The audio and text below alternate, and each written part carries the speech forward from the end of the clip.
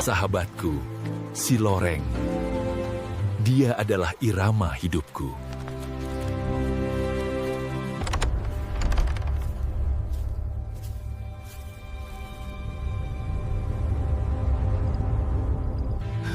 Si Loreng, kamu di mana? Kamu di mana? Tidak ada bukti, hanya kecurigaan. Kemarahan ini akan meracuni kita semua. Tenanglah saudara-saudaraku. Kita akan selesaikan ini sesuai hukum.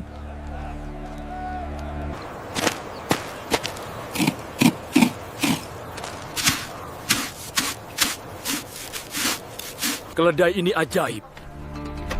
Dia akan mengungkapkan pencurinya. Orang yang tidak bersalah tidak punya rasa takut. Hanya yang bersalah yang takut pada kebenaran. Terima kasih Tuhan. Buat seperti mengajak penonton YouTube. Eits, sebelum saya lanjutkan videonya, apakah kalian penasaran bagaimana kisah mereka berubah menjadi lebih lucu dan menarik? Jangan lupa tonton video ini sampai selesai. Tekan tombol lonceng, subscribe, dan like supaya kalian gak ketinggalan episode selanjutnya. Dan sebelum kita mulai, coba tulis di kolom komentar. Kalian sedang nonton dari daerah mana? Aku pengen tahu dari kota mana saja cerita ini didengar. Di tepian Sungai Tigris, tempat peradaban gemilang pernah menancapkan jubahnya yang bertahtakan jubah ilmu dan iman, sebuah desa kecil terhampar damai. Namanya tak tercatat dalam kronik-kronik agung, namun kesehariannya memancarkan kearifan yang mungkin luput dari perhatian para penulis sejarah. Di sanalah Pak Hadi, seorang lelaki tua dengan keriput yang mengukir peta perjalanan hidupnya, menemukan kebahagiaan dalam kesederhanaan.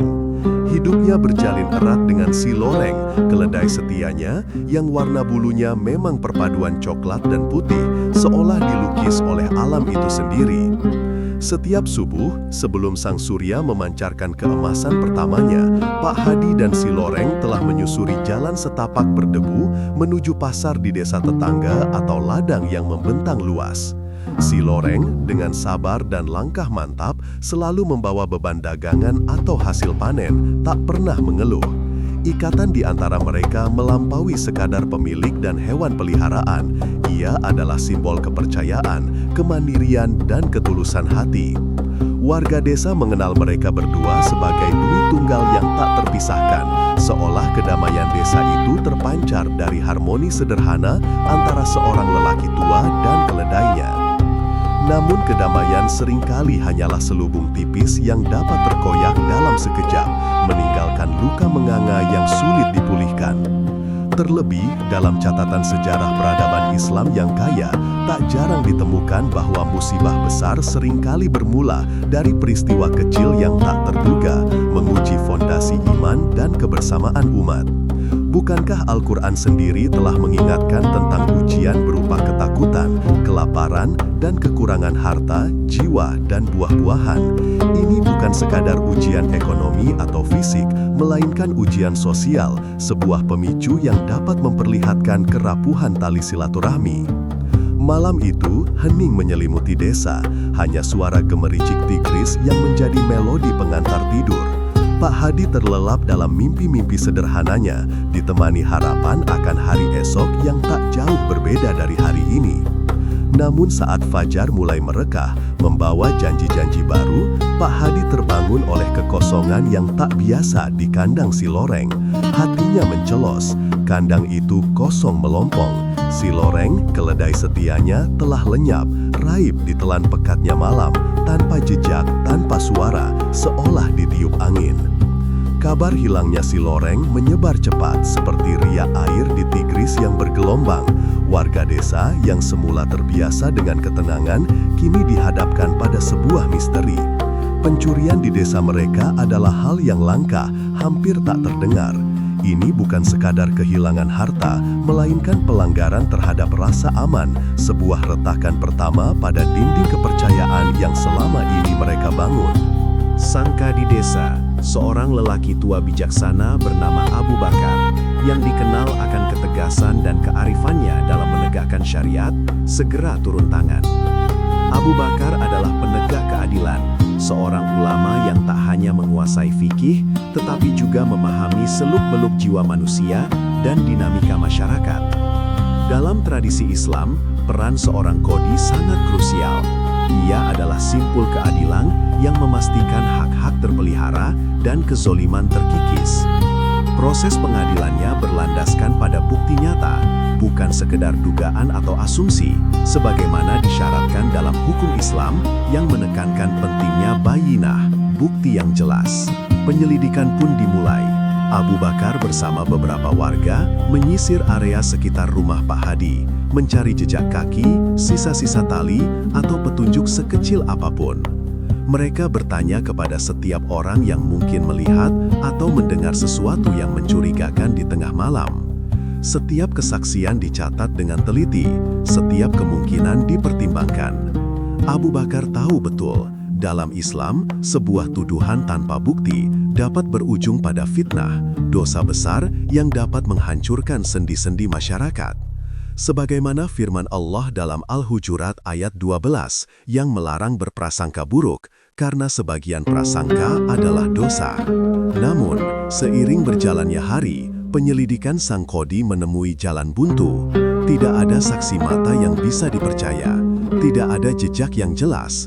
Tanah di sekitar kandang terlalu kering, tak meninggalkan cetakan kaki yang berarti. Pintu kandang tidak rusak, mengindikasikan bahwa pencuri mungkin menggunakan kunci atau si loreng dibawa pergi dengan cara yang sangat halus. Kebuntuan ini bukan hanya kegagalan teknis dalam investigasi, tetapi juga sebuah pukulan telak bagi kepercayaan kolektif desa. Bagaimana mungkin di sebuah komunitas yang menjunjung tinggi nilai-nilai agama, sebuah kejahatan bisa terjadi tanpa jejak, tanpa pelaku yang terungkap? Ketegangan mulai merayap pelan. Semula hanya bisikan-bisikan, kemudian berubah menjadi percakapan yang lebih terbuka. Siapa yang sanggup melakukan ini? Pasti ada orang dalam. Siapa yang selama ini iri pada Pak Hadi dan si loreng? Pertanyaan-pertanyaan ini, tanpa disadari, memicu bara prasangka buruk. Wajah-wajah yang tadinya ramah, kini diselimuti selubung curiga. Setiap tatapan, setiap gerak-gerik, menjadi objek interpretasi dan spekulasi. Warga mulai saling tuding, meski hanya dalam hati, atau melalui desas-desus yang beredar dari satu rumah ke rumah lain. Si Fulan dicurigai karena memiliki rekam jejak kurang baik di masa lalu. Si Alan karena terlihat mencurigakan pada malam kejadian. Si Polan karena pernah berselisih dengan Pak Hadi. Logika berpikir yang sehat mulai tergeser oleh emosi dan kecurigaan. Bayang-bayang fitnah mulai melingkupi desa. Fitnah, sebuah racun sosial yang lebih berbahaya dari pembunuhan, mampu memecah belah persatuan, menghancurkan reputasi, dan merobek ikatan persaudaraan yang telah terjalin bertahun-tahun. Kejadian ini bukan hanya tentang hilangnya seekor keledai, melainkan tentang hilangnya rasa aman, terkikisnya kepercayaan, dan terbukanya pintu gerbang menuju prasangka. Desa di tepi Tigris yang dulu damai, kini berada di ambang ujian besar. Sebuah musibah yang seharusnya memicu solidaritas dan kepedulian, justru menjelma menjadi benih perpecahan. Ujian kesabaran Pak Hadi dan keimanan seluruh warga desa baru saja dimulai, membuktikan betapa rentannya sebuah komunitas ketika keadilan tak mampu menemukan jalannya, dan prasangka dibiarkan merajalela tanpa kendali. Kabar kegagalan sang qadhi merambat melalui gang-gang sempit desa, laksana penyakit menular yang tak tersembuhkan. Ia menyergap hati nurani warga, menggerogoti sisa-sisa harapan yang sempat bersemi saat keadilan resmi diharapkan berbicara. Pak Hadi, dengan raut wajah yang lebih keruh dari mendung di musim paceklik, duduk di beranda rumahnya, menatap hampa keramaian yang seolah ikut meredup. Bisik-bisik warga yang awalnya penuh antusiasme, kini berganti keluhan, menggaungkan keputusasaan yang sama. Hukum, bagi mereka, ternyata tak selalu tegak berdiri di atas fondasi kebenaran. terutama jika berhadapan dengan intrik dan kekuasaan yang tersembunyi. Sejarah mencatat, dalam banyak peradaban, ketika institusi formal gagal menghadirkan keadilan, masyarakat seringkali berpaling pada figur-figur yang melampaui batas-batas konvensional. Sokrates misalnya, dengan metode dialektikanya yang tak biasa, menantang kemapanan pemikiran Athena, meski akhirnya harus menelan racun sebagai konsekuensinya. Di masa yang lebih lampau, para bijak bestari di timur kerap menjadi rujukan terakhir kala para penguasa atau penegak hukum menemui jalan buntu. Mereka adalah para penyelesai masalah yang beroperasi di luar struktur, mengandalkan kecerdasan, intuisi, dan kadang strategi yang membingungkan bagi nalar awam. Ini adalah cermin dari kebutuhan mendasar manusia akan keadilan yang terkadang menuntut pendekatan yang tidak ortodoks. Malam itu, setelah berdiskusi panjang dan alot dengan para sesepuh desa, sebuah nama mulai disebut-sebut. Nama itu meluncur dengan nada ragu-ragu di awal, namun perlahan menguat seiring dengan mimimnya pilihan lain. Abu Nawas, sosok yang selalu dikisahkan dengan 1001 akal, yang kebijaksanaannya seringkali tersembunyi di balik tindak tanduknya yang nyeleneh. Ia bukan hakim, bukan pula pejabat. Abu Nawas adalah anomali, seorang penyair sekaligus pemikir yang humoris, namun memiliki ketajaman analisis yang tak terduga. Tapi, apakah kita bisa mempercayainya? Tanya salah seorang warga, suaranya dipenuhi kebimbangan. Cara-caranya selalu aneh, Pak Hadi. Bagaimana jika ia hanya mempermainkan kita? Pak Hadi menghela napas berat. Kecuali jika kita punya pilihan lain, Akhi. Ia memandang satu persatu wajah yang dipenuhi keraguan. Sang Kadi telah berusaha, namun ia terhalang tembok yang tidak terlihat. Abu Nawas, dengan segala keunikannya, mungkin memiliki kunci untuk membuka tembok itu. Bukankah banyak kisah tentang ia yang menyelesaikan perkara rumit dengan cara yang tak terpikirkan oleh akal sehat? Perdebatan berlanjut hingga larut malam. Akhirnya, keputusan bulat tercapai. Mereka akan mencari Abu Nawas. Ini adalah harapan terakhir, sebuah taruhan besar atas nama keadilan yang terancam. Pagi harinya, rombongan kecil yang dipimpin oleh Pak Hadi berangkat menuju kediaman Abu Nawas yang terletak agak jauh di pinggiran kota, sebuah tempat yang mencerminkan pemiliknya, sederhana namun penuh kejutan. Setibanya di sana, mereka mendapati Abu Nawas tengah duduk santai di beranda rumahnya, memandangi tanaman-tanaman di halaman dengan tatapan menerawang. Aura ketenangan namun penuh misteri memancar darinya. Pak Hadi dengan hormat menyampaikan maksud kedatangan mereka, menjelaskan secara rinci persoalan tanah wakaf yang telah menciptakan kegelisahan di seluruh desa. Ia menceritakan bagaimana Sang Kadi telah gagal, bagaimana bukti-bukti seolah menguap, dan bagaimana kecurangan merajalela tanpa dapat dijamah hukum. Abu Nawas mendengarkan dengan saksama, sesekali mengangguk, namun raut wajahnya sulit ditebak. Tidak ada ekspresi terkejut atau simpati yang berlebihan. Ia hanya menyimak, seolah setiap kata adalah kepingan teka-teki yang sedang ia rangkai dalam benaknya. Setelah Pak Hadi selesai bercerita, keheningan panjang menggantung di udara. "Jadi, kalian datang kepadaku," ujar Abu Nawas akhirnya, suaranya tenang namun memiliki bobot yang aneh. "Kalian datang kepadaku setelah para penegak hukum resmi menyerah. Kalian mencari cara yang tidak biasa, bukan?" "Benar, Tuan Abu Nawas," jawab Pak Hadi. "Kami kehabisan akal. Kami percaya kecerdikan Tuan adalah harapan terakhir kami." Abu Nawas tersenyum tipis.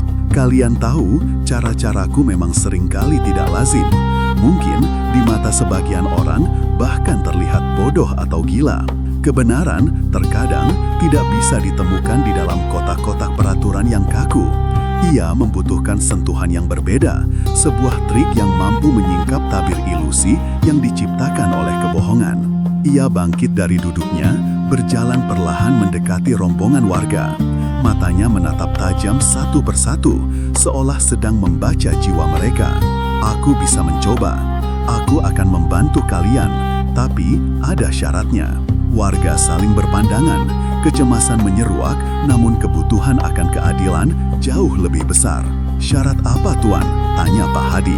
Pertama, kalian harus memberiku kepercayaan penuh, kata Abu Nawas, nada suaranya tegas.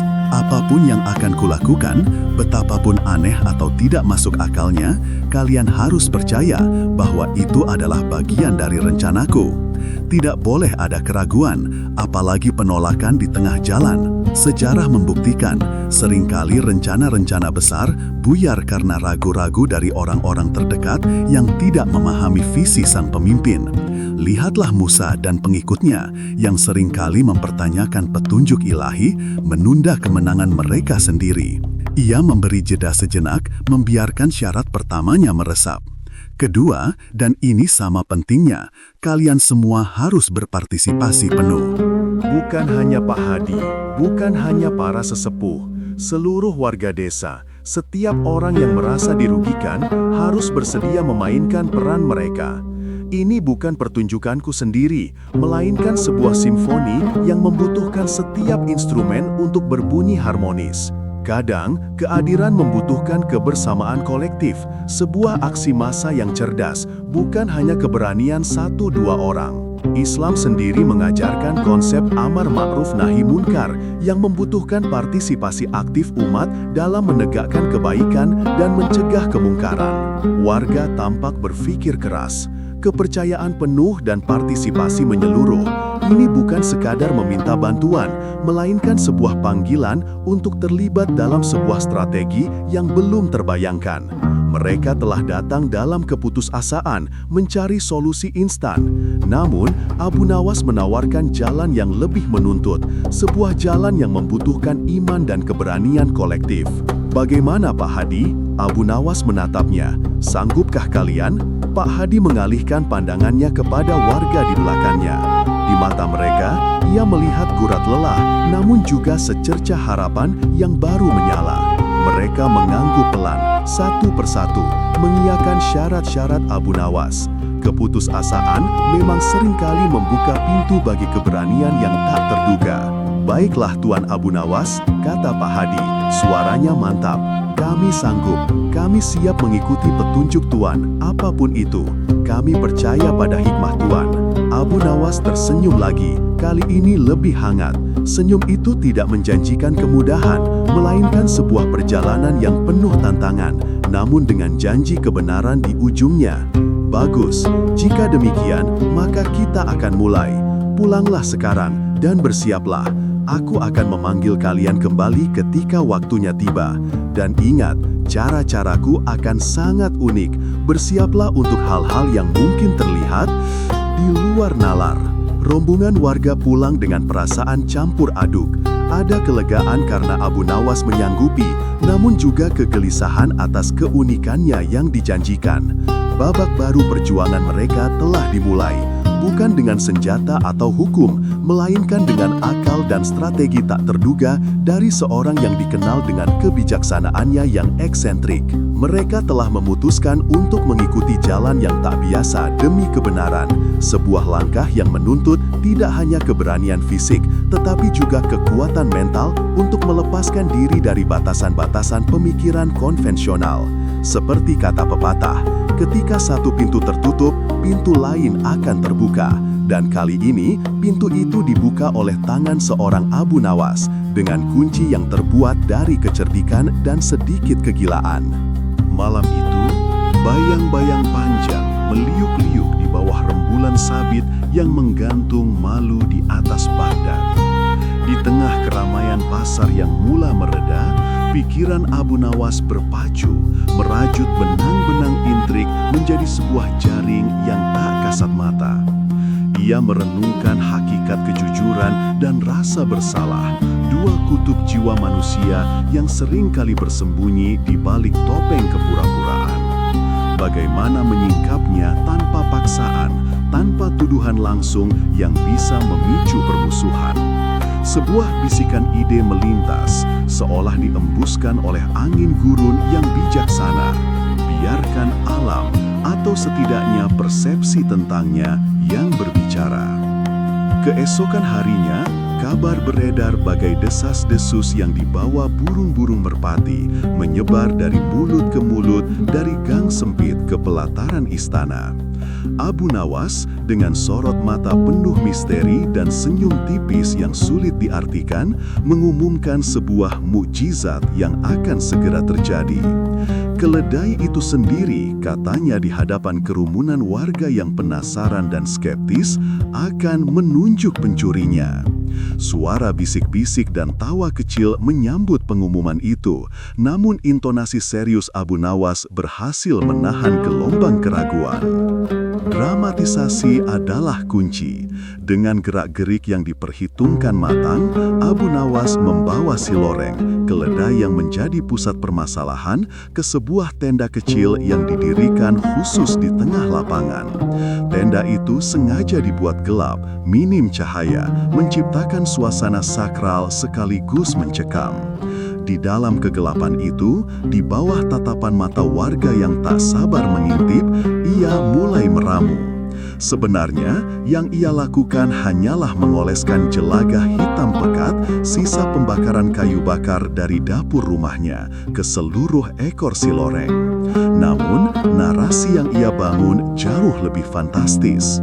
Ramuan goib ini, bisiknya, suaranya dibuat serendah mungkin agar terdengar seperti mantra, telah dicampur dengan air mata para malaikat keadilan dan serbuk bintang yang jatuh di malam 1000 bulan.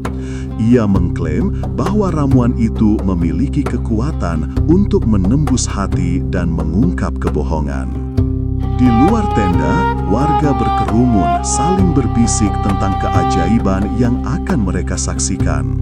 Abu Nawas kemudian keluar, berdiri di hadapan mereka dengan wajah serius yang memancarkan wibawa. "Dengarlah, wahai penduduk Baghdad yang budiman," ucapnya lantang, suaranya memantul di antara tembok-tembok pasar yang hening. Aturan mainnya sederhana namun sakral. Satu persatu, kalian akan memasuki tenda ini. Dalam kegelapan, tanpa melihat, setiap orang harus memegang ekor si Loreng. Ia berhenti sejenak, membiarkan ketegangan merayap di antara hadirin. Si Loreng, lanjutnya, menatap setiap wajah dengan seksama, adalah penjaga kebenaran. Barang siapa yang jujur, tidak memiliki noda di hati, tangannya akan berlumuran jelaga hitam pekat sebagai tanda kesucian jiwanya yang telah diakui oleh keledai. Namun, bagi mereka yang bersalah, yang hatinya terkotori oleh kebohongan dan perbuatan tercela, tangannya akan tetap bersih tanpa noda sedikit pun. Mengapa? Karena si Loreng dalam kebijaksanaannya menolak sentuhan kotor mereka. Sebuah keheningan absolut menyelimuti lapangan. Kata-kata Abu Nawas menembus benak setiap orang, terutama mereka yang mungkin menyimpan rahasia. Ini bukanlah sekadar tes fisik, melainkan sebuah jebakan psikologis yang cerdik, menargetkan inti dari kesadaran moral manusia. Dalam sejarah peradaban, ujian semacam ini, meski dengan rupa yang berbeda, bukanlah hal baru.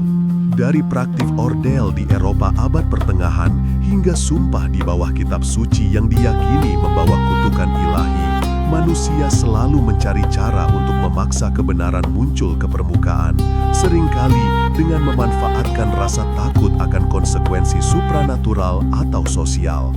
Ibnu Khaldun, sejarawan Muslim terkemuka, dalam mukaddimahnya pernah mengulas bagaimana tatanan sosial dan kepatuhan seringkali ditegakkan bukan hanya oleh hukum formal, tetapi juga oleh kepercayaan kolektif dan persepsi publik terhadap keadilan dan hukuman ilahi atau alamiah.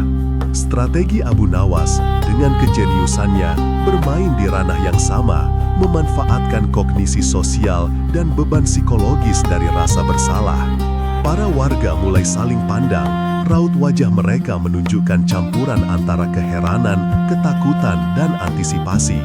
Orang-orang yang tidak bersalah mungkin merasa lega, bahkan ingin segera menunjukkan tangan mereka yang hitam sebagai bukti kejujuran. Namun, bagi si pencuri, pengumuman ini adalah palu godam yang menghantam relung jiwanya. Konflik batin yang hebat pasti berkecamuk. Haruskah ia mengakui kejahatannya sekarang, ataukah ia harus mengambil risiko dengan cara mencoba menipu sistem yang dibuat oleh Abu Nawas? Ketakutan akan dipermalukan di depan umum, dicap sebagai pencuri oleh seekor keledai ajaib jauh lebih mengerikan daripada ancaman hukuman fisik. Itu adalah hukuman sosial, pengucilan yang dalam banyak budaya, termasuk masyarakat Baghdad kala itu, dianggap lebih berat daripada sekadar penjara atau denda. Abu Nawas mengakhiri penjelasannya dengan sebuah pesan yang menggema. Ingatlah, wahai saudaraku sekalian, tangan mungkin bisa berbohong, tetapi hati dan nurani tidak bisa. Si Loreng hanya perantara. Hakim yang sebenarnya adalah kejujuran yang bersemayam dalam diri setiap insan. Dengan demikian, Abu Nawas tidak hanya menciptakan sebuah skenario deteksi kejahatan, tetapi juga sebuah renungan filosofis tentang pentingnya sidq, kejujuran, dan bahaya khianah, pengkhianatan, nilai-nilai yang sangat dijunjung tinggi dalam ajaran Islam dan etika moral universal. Ia menantang setiap individu untuk menghadapi cermin batin mereka sendiri, memaksa mereka untuk berhadapan dengan kebenaran yang paling sulit diakui, kebenaran tentang diri sendiri. Tenda gelap itu kini bukan lagi sekedar tempat penampungan keledai, melainkan sebuah gerbang menuju pengadilan hati nurani. Ketegangan menggental di udara, memenuhi setiap celah di antara kerumunan. Semua mata tertuju pada tenda, menunggu siapa yang akan menjadi orang pertama yang melangkah masuk, siap untuk mengungkap atau menyembunyikan jejak kebenaran di tangan mereka. Abu Nawas telah menabur benih-benih keraguan dan ketakutan, dan ia tahu dalam kegelapan tenda itu, benih-benih itu akan berbuah pengakuan. Udara malam di desa itu terasa jauh lebih berat dari biasanya, seolah awan keraguan dan kecurigaan menggantung rendah di atas kepala setiap warga. Sebuah tenda sederhana, terbuat dari kain terpal usang, berdiri tegak di tengah alun-alun, menjadi pusat gravitasi ketegangan yang menyesakkan. Di dalamnya, dalam kegelapan yang disengaja, seekor keledai bernama Si Loreng menunggu. Ekornya yang legam menjadi saksi bisu bagi ujian yang akan menentukan arah kebenaran. Satu persatu, dengan langkah ragu dan dada berdebar, warga desa memasuki tenda. Ekspresi mereka adalah paduan antara ketakutan akan pengungkapan, harapan akan pembersihan nama, dan kecurigaan yang menusuk pada sesama.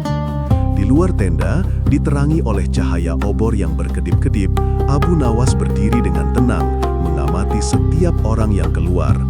Matanya yang tajam tidak melewatkan detail sekecil apapun. Sebuah piring tembaga berisi air diletakkan di sampingnya, tempat warga mencuci tangan setelah diperiksa.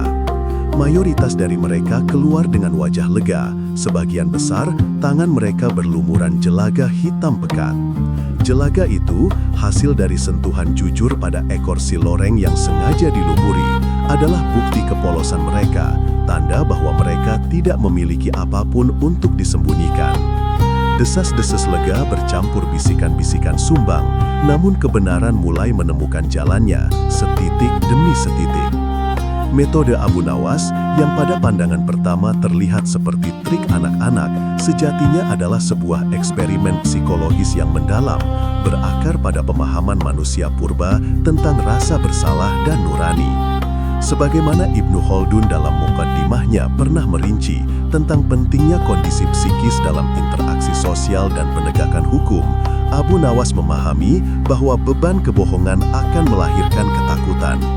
Ketakutan inilah yang akan mengikat tangan sang pelaku, menjauhkannya dari sentuhan yang jujur. Mereka yang tidak bersalah, tidak memiliki beban ketakutan, akan dengan tanpa ragu menyentuh ekor keledai itu, membiarkan jelaga melekat di tangan mereka sebagai simbol transparansi hati. Namun, di tengah gelombang kepolosan yang mulai terkuak, masih ada gumpalan awan gelap yang tak kunjung terurai. Setiap pandangan kini tertuju pada Karim, seorang pria yang selama ini selalu menjadi pusat desas-desus, seringkali dicurigai dalam berbagai insiden hilangnya barang atau gangguan kecil di desa. wajahnya yang keruh dan tatapan mata yang selalu gelisah memberinya aura misteri yang kurang menyenangkan. Beberapa penduduk desa yang selama ini telah kehilangan kesabaran terhadap perilaku Karim tampak tak sabar menanti gilirannya, berharap ujian ini akan menyingkap kebenaran yang selama ini mereka rasakan. Ketika giliran Karim tiba, suasana hening seketika. Desir angin seolah berhenti, dan bahkan obor-obor di sekelilingnya tampak meredupkan nyalanya. Karim melangkah maju dengan enggan, bahunya merosot dan tatapannya menyapu kerumunan warga yang menatapnya dengan berbagai ekspresi, harapan, kecurigaan, dan sedikit rasa iba. Ada getaran dalam langkahnya, seolah setiap jejak kakinya menyeret beban berpuluh tahun prasangka. Ia berhenti di depan pintu tenda, memejamkan mata sejenak, seolah mengumpulkan segenap keberanian yang tersisa dalam dirinya sebelum menghadapi hakim tak kasat mata di dalam. Ia menghilang di balik kain terpal yang gelap, meninggalkan sekejap kehampaan yang terasa begitu panjang. Di luar, detak jantung warga desa seolah berpacu dalam irama yang sama, menunggu. Menit-menit yang berlalu terasa seperti jam. Bisikan-bisikan mereda menjadi desahan tertahan. Apa yang terjadi di dalam? Apakah Karim akan menghadapi si Loreng dengan kejujuran, ataukah rasa bersalah akan membimbing tangannya untuk menjauhi ekor yang berjelaga itu? Pertanyaan-pertanyaan itu melayang di udara, tak terjawab, hanya menambah beban ketegangan yang kian memuncak. Akhirnya, kain terpal itu bergerak lagi. Karim muncul, wajahnya pucat pasi, namun dengan ekspresi yang sulit diartikan, campuran antara kelegaan, rasa malu, dan penerimaan. Semua mata langsung tertuju pada tangannya. Secara insting, ia berusaha menyembunyikannya di balik punggungnya, namun tatapan tajam Abu Nawas tidak memberinya celah. Dengan perlahan, seolah dipaksa oleh kekuatan tak kasat mata, Karim menarik tangannya ke depan. Dan di sana, di bawah cahaya obor yang kini terasa lebih terang, kedua tangannya tampak bersih. Tidak ada sedikit pun jelaga hitam yang menempel. Seketika, gelombang kejutan menyapu kerumunan. Bisikan-bisikan berubah menjadi gumaman yang semakin keras, kemudian menjadi tuduhan yang tak lagi tertahan. Karim, yang selalu dicurigai, kini terbukti bersalah melalui ujian yang tak terbantahkan. Ketegangan yang telah dibangun berjam-jam akhirnya meledak dalam keguncangan hati kolektif. Ada yang merasa dibenarkan, ada yang kecewa karena telah menaruh sedikit harapan, dan ada pula yang merasakan campuran sedih atas kejatuhan seorang sesama. Karim menunduk, seolah beban seluruh desa kini menimpanya. Abu Nawas melangkah maju, mengangkat kedua tangannya, isyarat yang membungkam keramaian. Suaranya tenang, namun memiliki otoritas yang tak terbantahkan. "Saudara-saudaraku sekalian," ujarnya, "ujian ini bukanlah ujian kekuatan fisik, melainkan ujian hati. Si Loreng, keledai kita, ekornya telah sengaja dilumuri jelaga hitam. Barang siapa yang tidak bersalah, dengan tulus dan tanpa ragu, akan menyentuhnya, membiarkan jelaga itu melekat sebagai tanda kepolosan. Namun, barang siapa yang menyimpan dosa di hatinya, ia akan diliputi ketakutan." Ketakutan itu akan mencegahnya menyentuh ekor si Loreng, berpikir bahwa jelaga itu akan menjadi saksi bisu kejahatannya. Dan itulah yang terjadi pada Karim, lanjut Abu Nawas, menatap Karim dengan tatapan lembut namun tegas. Kedua tangannya bersih, bukan karena ia tidak melakukan apa-apa, melainkan justru karena ketakutanlah yang membuatnya tidak menyentuh ekor si Loreng sama sekali. Rasa bersalahnya telah menjadi hakim atas dirinya sendiri, mengikat tangannya untuk tidak melakukan apa yang seharusnya dilakukan oleh orang yang jujur. Suara Abu Nawas bergema seperti menukil hikmah kuno yang universal bahwa nurani yang gelisah adalah penjara terburuk bagi jiwa. Ini mengingatkan kita pada konsep fitrah dalam agama Islam, di mana kebenaran dan kesalahan tertanam dalam lubuk hati manusia, dan kebohongan, sekeras apapun ditutupi, akan selalu meninggalkan jejak. Karim, yang selama ini menunduk, kini mengangkat kepalanya. Tidak ada lagi perlawanan di matanya, hanya ada pengakuan yang pahit. Ia tahu bahwa ia telah kalah, bukan oleh kecerdikan Abu Nawas semata, tetapi oleh bobot dosanya sendiri yang tak sanggup lagi ia sembunyikan. Di tengah kerumunan yang masih terkejut, Abu Nawas kembali berujar, "Mari kita jadikan malam ini bukan hanya malam penghukuman, melainkan malam pembelajaran. Setiap kita pernah berbuat salah, namun kebesaran jiwa terletak pada keberanian untuk mengakui dan bertaubat." Karim, dengan suara bergetar dan air mata yang kini mulai membasahi pipinya, akhirnya mengakui perbuatannya satu persatu, melepaskan beban yang selama ini mengikat jiwanya. Pengakuan Karim yang lahir dari guncangan hati dan ujian kebenaran yang tak terduga menjadi resolusi bagi ketegangan yang mencekam desa.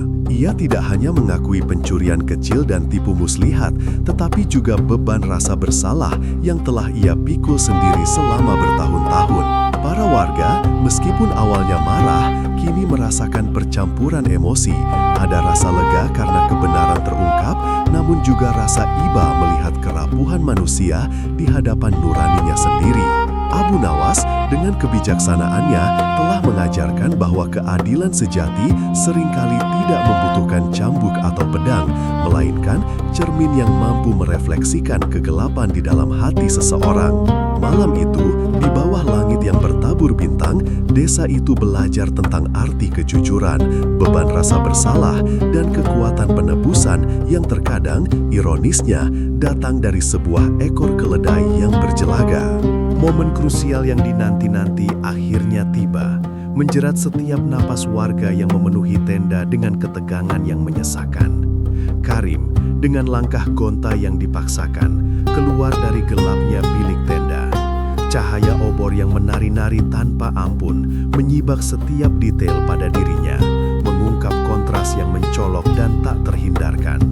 Tangannya yang semestinya ikut belepotan arang, justru bersih tanpa noda sedikit pun.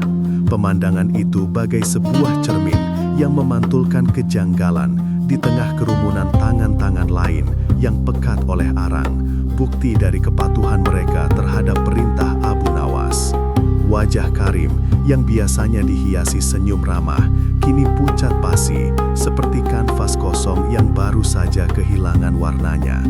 Garis-garis kecemasan dan ketakutan terukir jelas di sana, terpampang rasa bersalah yang tak bisa lagi disembunyikan.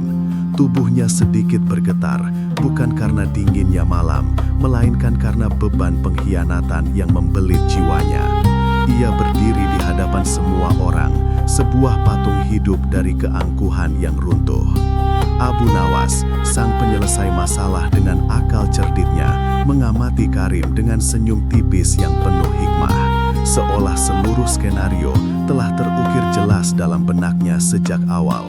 Tidak ada kemarahan atau cemoohan dalam tatapannya, hanya sebuah pemahaman mendalam tentang kelemahan manusia. Ia mengangkat tangannya pelan, menunjuk langsung ke arah Karim. Tuan-tuan dan nyonya-nyonya, suaranya menggelegar namun tetap tenang. Inilah sang pencuri yang kita cari. Suara Abu Nawas yang tanpa ragu itu mengoyak keheningan, menggema di antara dinding tenda, seolah setiap suku kata mengandung otoritas yang tak terbantahkan. Seketika, seluruh mata tertuju pada Karim, membombardirnya dengan pandangan penuh tanda tanya, kekecewaan, dan sedikit rasa tidak percaya. Mereka telah mengenal Karim sebagai warga desa yang jujur, jauh dari citra seorang maling. Namun, bukti di tangannya, ketiadaan arang yang justru menjadi tanda kehadiran, berbicara lebih keras daripada 1000 kata. Ini adalah contoh klasik dari bagaimana kebenaran seringkali tersembunyi di balik hal yang paling tidak terduga, serupa dengan kisah-kisah filsuf kuno yang mencari esensi kebenaran di balik ilusi. Abu Nawas melanjutkan penjelasannya. Keledai ini yang kalian kira memiliki kekuatan gaib, sesungguhnya hanyalah alat. Ia tidak bisa bicara, tidak pula bisa menunjuk. Namun, ia menjadi saksi bisu bagi hati nurani yang bersih dan yang kotor. Siapapun yang tidak menyentuh keledai itu karena takut arang akan menempel di tangannya, berarti ia tidak ingin kebohongannya terungkap. Kata kata-kata Abu Nawas menelusup ke dalam relung hati Karim, menghantamnya telak. Terperangkap dalam jebakan psikologis yang cerdik ini, Karim tidak bisa lagi mengelak.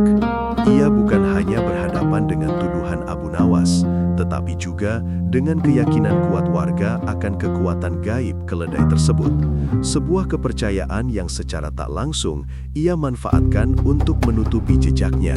Kesenjangan antara tindakan dan hati nuraninya kini terkuak lebar, menjadikannya tak berdaya. Dalam sejarah peradaban manusia, telah banyak contoh di mana ketakutan akan pengungkapan kebenaran, terutama di hadapan kekuatan yang dipercaya sakral, mampu mematahkan benteng pertahanan seorang pelaku kejahatan. Ingatlah, ujian api atau air dalam hukum abad pertengahan yang meskipun irasional, seringkali berhasil mengekstrak pengakuan dari para tertuduh karena tekanan psikologis yang tak tertahankan. Tubuh Karim merosot perlahan, kepala tertunduk lesu, bahunya terguncang, seolah menahan beban yang tak tertanggungkan. Air mata penyesalan mulai membasahi pipinya yang kotor oleh debu dan keringat dingin. Ia akhirnya tidak bisa lagi menyembunyikan kerapuhan jiwanya di balik topeng ketenangan. "Ampuni saya," bisiknya. Suaranya parau, nyaris tak terdengar. Namun, bisikan itu cukup untuk memecah kebisuan dan mengguncang semua yang hadir. Saya yang mencuri harta itu. Saya hilaf, tergiur oleh nafsu sesaat." Pengakuan yang terpaksa itu adalah sebuah manifestasi dari prinsip universal bahwa kebohongan, sekecil atau sepanjang apapun ia dirajut, pada akhirnya akan terbongkar. Dalam ajaran Islam, kejujuran, asyidku, adalah mahkota akhlak, sementara kebohongan, al-kadhib, adalah akar segala keburukan. Sebuah hadis Nabi Muhammad SAW menyatakan, "Hendaklah kalian jujur, karena kejujuran itu menunjukkan kepada kebaikan, dan kebaikan itu menunjukkan kepada surga. Dan senantiasalah seorang itu jujur dan berusaha untuk jujur, hingga ia dicatat di sisi Allah sebagai seorang yang jujur. Dan jauhilah dusta, karena dusta itu menunjukkan kepada kejahatan, dan kejahatan itu menunjukkan kepada neraka.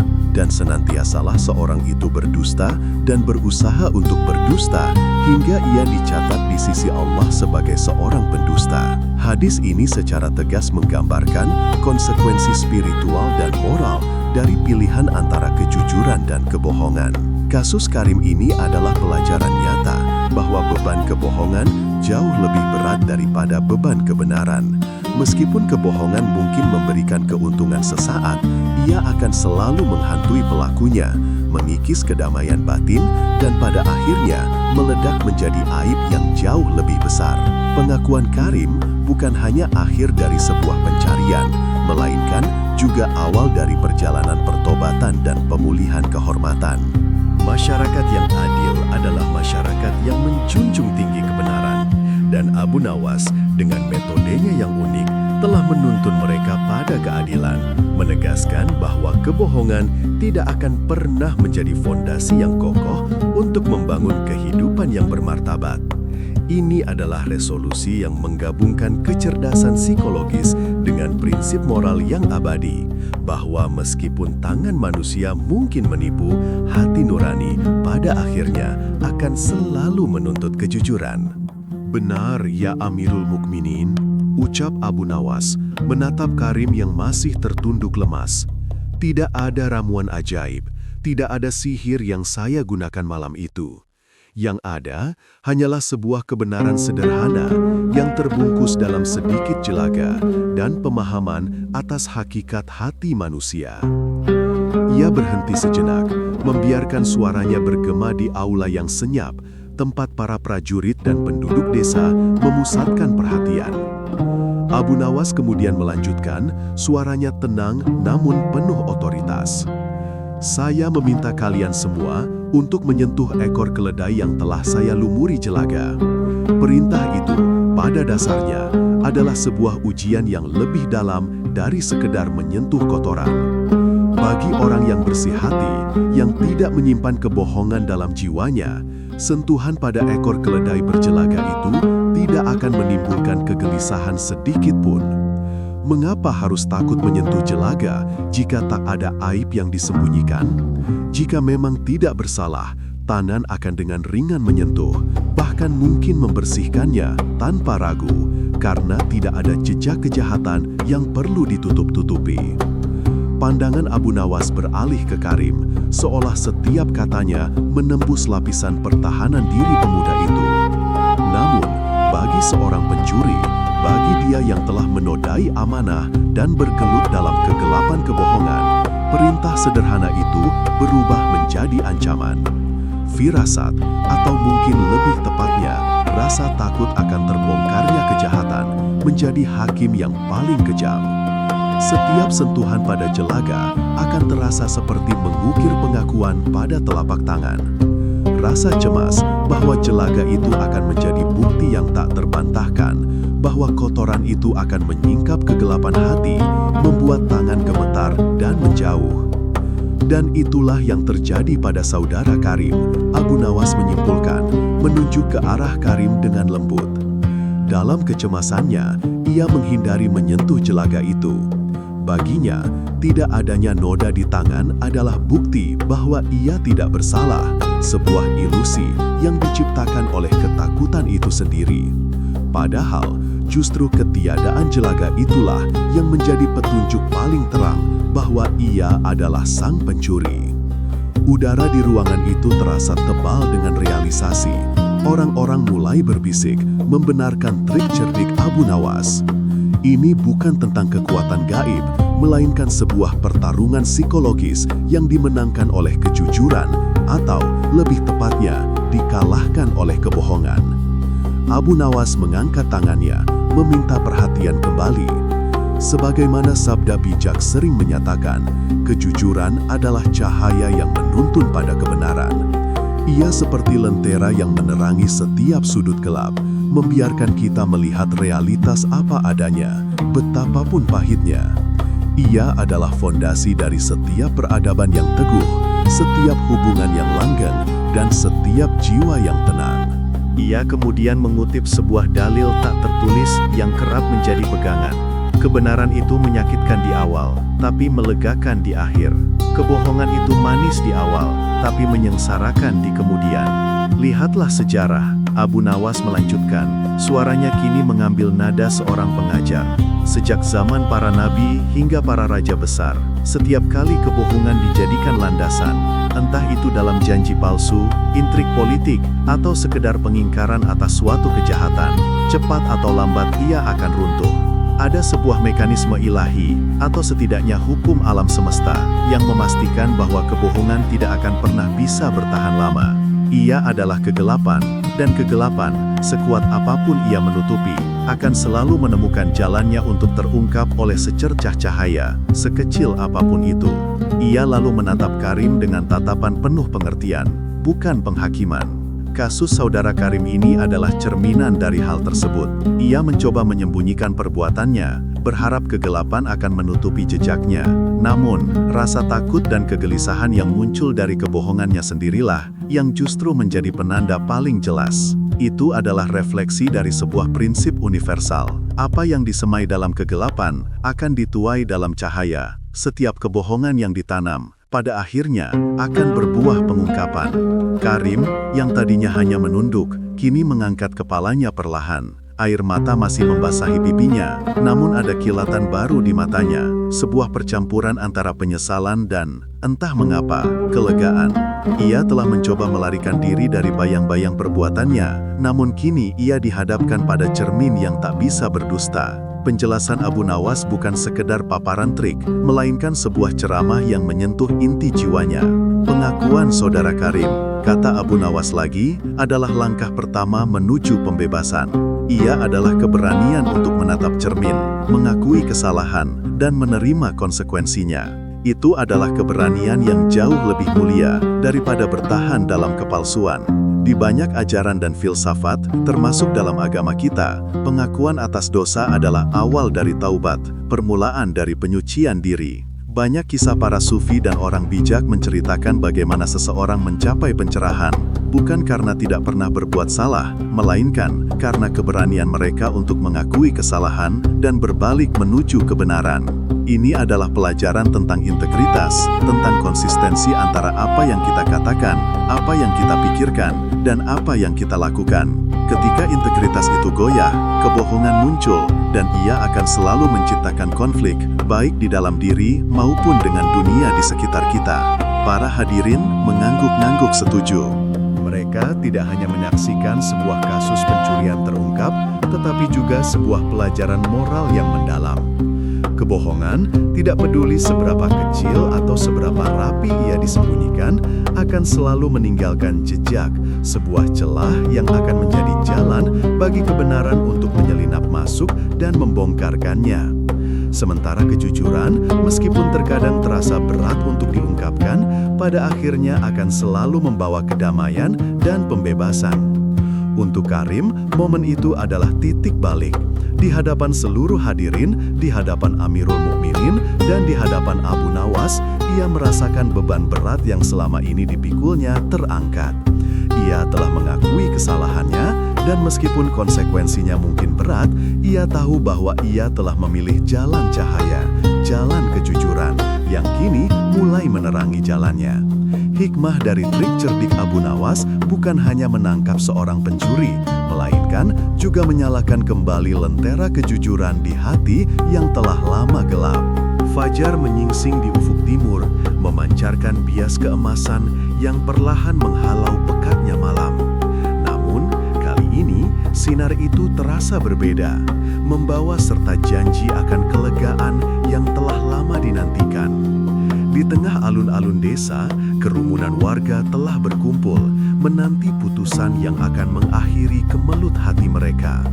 Kehadiran Abu Nawas di tengah mereka bukan lagi sekadar seorang yang dikenal karena kecerdasannya, melainkan figur yang telah menabur benih harapan di tanah yang sempat kering oleh persangkaan.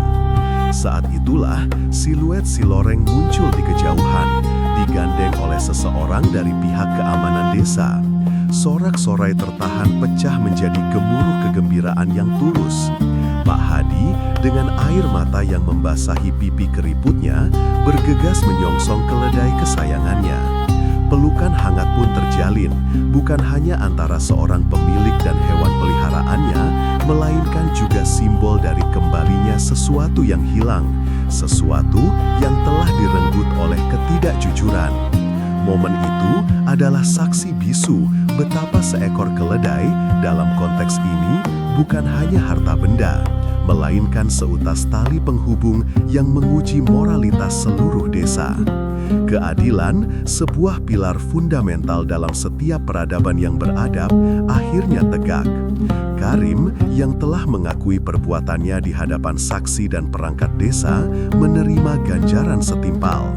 Hukumannya bukan hanya sekadar untuk menimbulkan efek jera, melainkan juga untuk menegaskan prinsip bahwa setiap tindakan memiliki konsekuensi dan kebenaran, seberat apapun upaya untuk menyembunyikannya, akan selalu menemukan jalannya.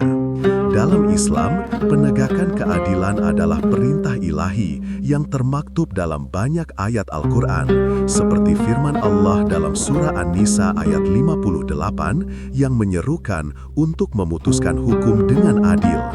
Ini adalah manifestasi nyata dari ajaran tersebut bahwa masyarakat yang menjunjung tinggi keadilan akan mendapatkan keberkahan dan kedamaian. Konflik yang sempat membayangi desa dengan segala intrik dan prasangka buruk yang menyertainya perlahan sirna digantikan oleh embusan angin persatuan.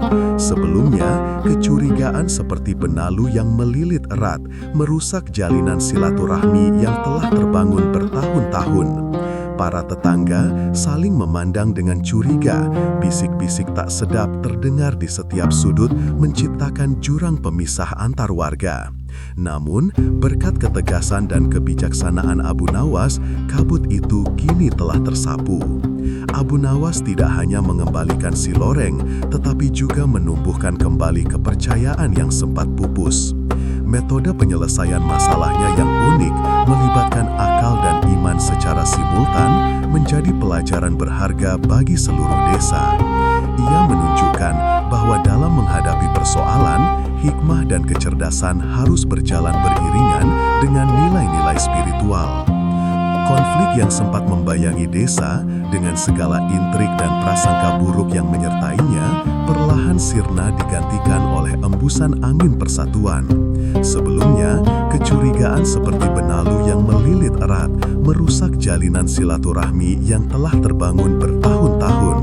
Para tetangga saling memandang dengan curiga, bisik-bisik tak sedap terdengar di setiap sudut, menciptakan jurang pemisah antar warga. Namun, berkat ketegasan dan kebijaksanaan Abu Nawas, kabut itu kini telah tersapu. Abu Nawas tidak hanya mengembalikan si Loreng, tetapi juga menumbuhkan kembali kepercayaan yang sempat pupus. Metode penyelesaian masalahnya yang unik, melibatkan akal dan iman secara simultan, menjadi pelajaran berharga bagi seluruh desa. Ia menunjukkan bahwa dalam menghadapi persoalan, hikmah dan kecerdasan harus berjalan beriringan dengan nilai-nilai spiritual. Ketika ia meminta warga untuk memegang tali dan berdoa, ia bukan sekadar melakukan ritual, melainkan membangun kesadaran kolektif akan pentingnya kejujuran dan keberanian untuk mengakui kesalahan di hadapan Tuhan dan sesama. Ini sejalan dengan konsep islah, perdamaian dan perbaikan dalam ajaran Islam, di mana mediasi dan pencarian solusi yang adil dianjurkan untuk mengembalikan harmoni sosial. Desa yang tadinya tegang kini kembali bersinar, tidak hanya oleh cahaya mentari pagi, tetapi juga oleh cahaya kebersamaan dan persaudaraan. Anak-anak kembali bermain riang di lapangan tanpa beban. Para ibu-ibu kembali berbagi cerita di sumur desa tanpa prasangka, dan para bapak-bapak kembali bekerja di ladang dengan semangat baru. Berkah dari kejujuran dan keadilan ini terasa nyata, meresap ke setiap sendi kehidupan. Masyarakat memuji Abu Nawas bukan hanya karena ia cerdik, tetapi karena kebijaksanaannya telah menjadi instrumen ilahi untuk menyatukan kembali hati-hati yang tercerai-berai. Namanya kini dikenang bukan sekadar sebagai penghibur, melainkan sebagai penjaga moral dan pembawa hikmah. Kisah si Loreng dan Abu Nawas akan menjadi legenda di desa itu, diceritakan turun-temurun, mengingatkan setiap generasi akan pentingnya menjaga amanah, menjunjung tinggi kebenaran, dan selalu berpegang pada ajaran agama yang menyerukan keadilan. Kebenaran sesungguhnya adalah kekuatan yang tak terhingga. Ia mungkin tersembunyi untuk sementara, namun tidak akan pernah kalah. Seperti air yang selalu menemukan jalannya, demikian pula kebenaran akan selalu muncul ke permukaan. Melalui kasus si Loreng, desa tersebut tidak hanya mendapatkan kembali keledai Pak Hadi, tetapi juga sebuah pemahaman yang lebih dalam tentang esensi kehidupan bermasyarakat, bahwa fondasi utama sebuah komunitas yang kuat dan damai adalah keadilan yang ditegakkan tanpa pandang bulu, keberanian untuk membela kebenaran, dan keikhlasan untuk memaafkan setelah keadilan terpenuhi. Dengan berpegang teguh pada nilai-nilai ini, desa itu benar-benar kembali bersinar dengan berkah, menjadi contoh nyata bahwa iman, akal, dan persaudaraan adalah kunci menuju harmoni abadi.